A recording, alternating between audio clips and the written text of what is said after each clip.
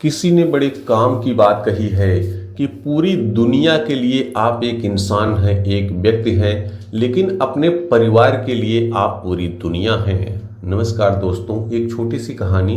ये एक ऐसे आदमी की कहानी है जो ऑफिस में काम करते थे।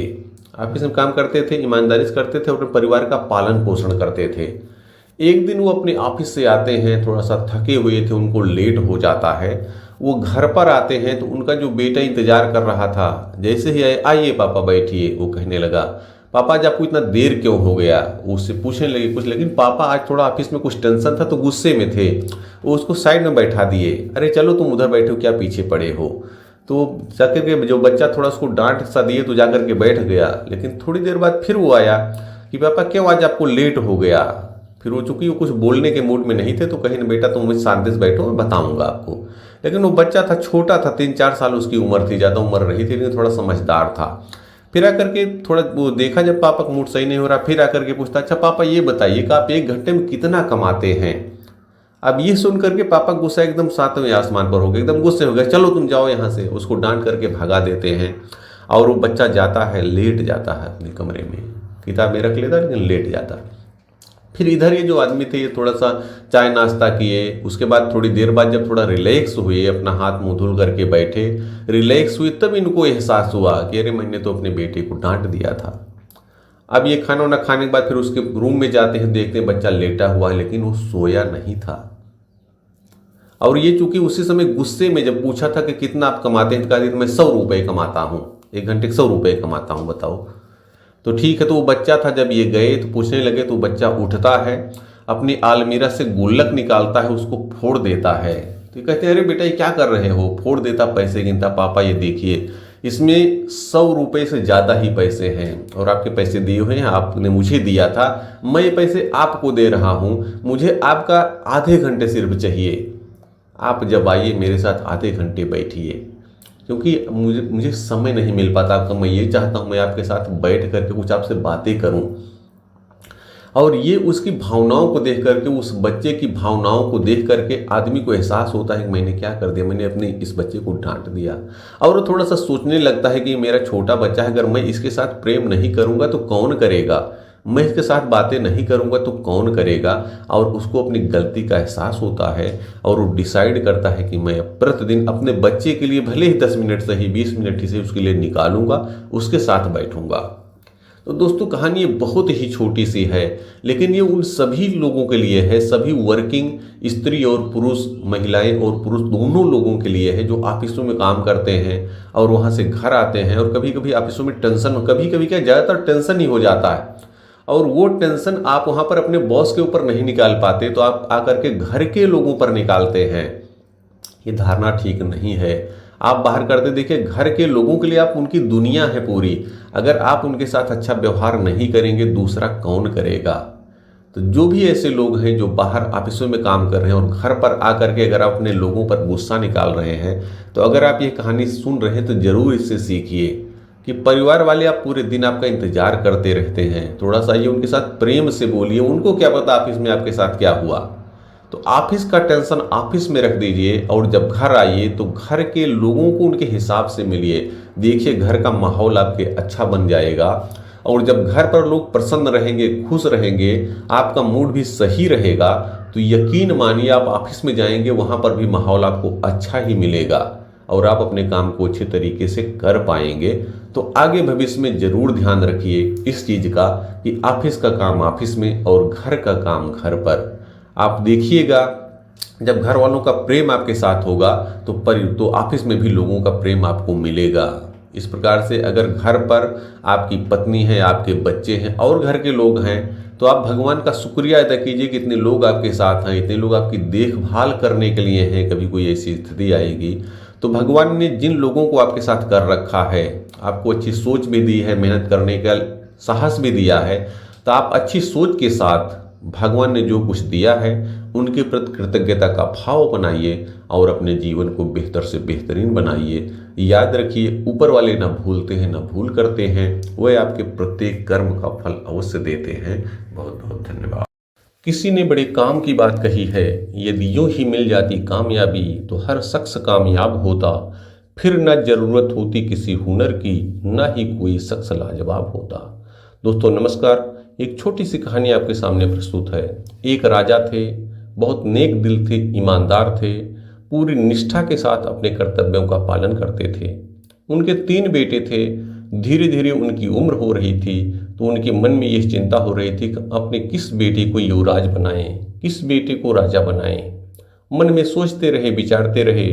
फिर एक दिन उन्होंने तीनों की परीक्षा लेने का निर्णय किया। तीनों को दरबार में बुलाया और जब सब लोग और मंत्री वगैरह सब आ गए तो सबके सामने उन्होंने फिर माली को बुलाया और बेटे उनके बैठे थे। तो उन्होंने कहा कि बेटों, अब मेरी धीरे धीरे उम्र हो रही है, मैं चाहता हूँ आप में से किसी को युवराज बनाऊं। तो आप तीनों की परीक्षा होगी, आपको एक काम दिया जाएगा, आप लोग ईमानदारी से उसका पालन करना और जो भी निष्ठा से अपने काम को करेगा आप में से किसी एक को राजा बनाया जाएगा।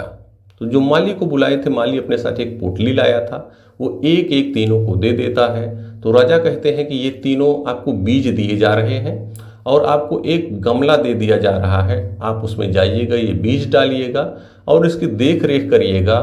6 महीने बाद मैं पुनः इनको चेक करूंगा कि आपने कितना देखभाल किया, कितने आपके पौधे ग्रो हुए, कितने बड़े हुए। और आप लोग अपने लेकिन कर्तव्यों का निष्ठा से पालन करिएगा, ये ध्यान रखिएगा। तीनों बेटे अपनी अपनी पोटे लेकर के चले जाते हैं। तो जो बड़ा बेटा वहाँ से निकला, अब वो सोच रहा मन में कि कौन सी परीक्षा ले रहे हैं पिताजी, बीज दे दिए, गमला दे दिए, जाओ डालो, उसको देखभाल करो, पानी दो उसमें। अब वो जाता है धीरे से, फिर अपने एक नौकर को बुलाता है, बीज उसको दे देता है और कहता ठीक है। और बीच में लेकिन वो जाके देख लेता है। तो 15 दिन बाद, 1 महीने बाद देखा, फिर वो दूसरे कामों में लग गया। फिर दूसरा वाला जो था उसने कहा नहीं, पिताजी ने जिम्मेदारी दी है, वो थोड़ा निष्ठा से करता है। 1 महीने तक लगा रहा, 2 महीने, 3 महीने, लेकिन हो ही नहीं रहा है क्योंकि उसको उसका ज्ञान ही नहीं था कैसे वो करे। कभी उसने गमले में तो देखभाल की नहीं। 3-4 महीने हो गए, उससे बीज कुछ पौधे निकल ही नहीं रहे हैं। फिर उसने अपने एक दोस्त की मदद ली और दोस्त आया और उसने उसकी हेल्प कर दी। फिर देखा तो उसमें हरियाली आने लगी। और जो तीसरा वाला था वो भी बीज लेकर के गया, लेकिन सोचा पिताजी ने जिम्मेदारी दी है, कैसे इसको करूं। जानता नहीं था लेकिन वो इतना उसको पता था, इसमें डाल देंगे, धीरे धीरे पानी डालेंगे, उसकी घास निकालते रहेंगे, कुछ तो ग्रो करेगा। अब वो जाकर के देखा, 1 महीने देखा कुछ नहीं आया, 2 महीने देखा, उसमें खाद भी डाला, पानी डाला, कुछ निकल ही नहीं रहा है। दुखी हो गया। 4 महीने हो गए, कुछ नहीं निकला। 5 महीने हो गए तो भी ऐसे ही रहा। लेकिन अब वो बहुत दुखी था। 6 महीने बीत गए। तो वो समय आ गया जब सबकी परीक्षा होनी थी। राज दरबार लगा, सभी मंत्री आए, राज के प्रतिष्ठित लोगों को बुलाया गया, राजगुरु को भी बुलाया गया, प्रजा आ गई, सब बैठ गए। अब तीनों बेटों को बुलाया गया, तीनों गमले लेकर के आए। तो बड़ा बेटा जो गमला लाया उसमें बड़े अच्छे अच्छे पौधे निकल आए थे, हरे भरे थे, बड़े हो गए थे। राजा देख के बड़ा खुश हुआ, वाह मेरे बड़े बेटे ने देखो कितना निष्ठा से अपने कर्तव्यों का पालन किया, इसको जानकारी है कैसे पौधों को बड़ा करना है। दूसरा वाला आया, उसके पौधे में थोड़ी हरियाली थी, बहुत अच्छा नहीं था। राजा देखा, थोड़ा खुश तो हुआ लेकिन देखा कि इसका तो कम ही है। फिर तीसरा वाला है जो बहुत दुखी था, एकदम लेके आया, उसमें कुछ भी नहीं है, एकदम दुखी हो गया। राजा भी देखने लगा, बहुत गौर से देखा, उसमें तो कुछ भी नहीं था। तब राजा ने फिर उस माली को बुलाया, माली से पूछा, माली क्या तुमने सबको एक ही प्रकार के बीज दिए थे? तो माली ने कहा हाँ, हमने तो एक ही प्रकार के बीज दिए थे। फिर राजा ने अपने एक मंत्री को, विश्वसनीय मंत्री को बुलाया कि मंत्री जी बताइए कैसे रहा, 6 महीने कार्यकाल उन्होंने क्या किया, कैसे ये हो गया, एक में कुछ नहीं आया, एक में छोटा है, एक में बड़ा है। तो मंत्री जी आए, बताए कि राजन मैं इन तीनों को, आपके तीनों बेटों को देख रहा था, मेरे गुप्तचर इन पर निगाह रखे हुए थे। आपके बड़े बेटे ने क्या किया, ये गए 15 दिन 1 महीने, इसके बाद इन्होंने नौकर को बुलाया, उसको बीज दे दिया। और वो नौकर जो गया वो लाया, दूसरे बीज इसमें डाल दिया, वो बीज तो डाला ही नहीं, वो डाला तो उसको फिर हटा दिया पूरा। और उसका नतीजा है कि ये बीज इसमें ग्रो कर गए। जो आपके दूसरे वाले बेटे हैं, इन्होंने कुछ दिनों तक, 1 महीने 3 महीने तक तो किया पाला, लेकिन जब देखा उसमें कुछ नहीं निकल रहा है तो अपने दोस्त को बुलाए, उसकी मदद लिए। इनके दोस्त ने क्या किया, वो जाकर के मार्केट्स बाजार से दूसरा बीज लाया, डाल दिया, इसलिए इसमें हरियाली दिख रही है। लेकिन 3-4 महीने तक ये देख रेख करते रहे। और जो आपके ये छोटे पुत्र हैं सबसे ज़्यादा, ये देख रहे थे, बराबर देखते रहे, डेली जाते थे, पानी भी देते थे, लेकिन इनको कुछ नहीं निकला। तो कारण क्या था? तो राजा ने कहा कि कारण यह था कि मैंने उस ऐसे बीज आपको दिलाए थे जिससे कुछ हो ही नहीं सकता था। वो निर्बीज थे, उनको पहले भून दिया गया था, उससे पौधे निकल ही नहीं सकते थे। और फिर राजा ने कहा, फिर किया, बड़े बेटे को बताया, तो बड़ा बेटा जो था बहुत शर्मिंदा हुआ, दूसरा वाले भी स्तर नीचे हो गया, और तीसरे वाले से राजा ने कहा, बेटे तुम दुखी थे, तुम दुखी मत हो, तुमने अपने कर्तव्यों का निष्ठा से पालन किया है, और आज पूरी सभा में मैं ऐलान करता हूं कि इस राज्य के अगले राजा तुम ही होगे। और इस प्रकार से राजा अपने तीसरे बेटे को युवराज घोषित कर देते हैं। तो दोस्तों, ये छोटी सी कहानी बहुत बड़ी सीख देती है। राजा ने यह भी बताया कि जो आदमी 6 महीने तक अपने कर्तव्यों का निष्ठा से पालन नहीं कर सकता, ईमानदारी नहीं दिखा सकता, वो एक राजा के रूप में अपने कर्तव्यों का निर्वहन कैसे करेगा? उसके सामने तो ढेर सारी समस्याएं आती हैं। इसलिए राजा ने अपने तीसरे बेटे को ही राजा बनाया। तो इस कहानी का सारा स्पष्ट है कि हमें भी भगवान देख रहा है, हमें कुछ काम असाइन किया है, ऊपर से देखते रहते हैं, उनकी नज़रें बड़ी तेज हैं। कोई भी आदमी जो अपने कर्तव्यों का निष्ठा से निर्वहन करता है उसको वह फल अवश्य देते हैं।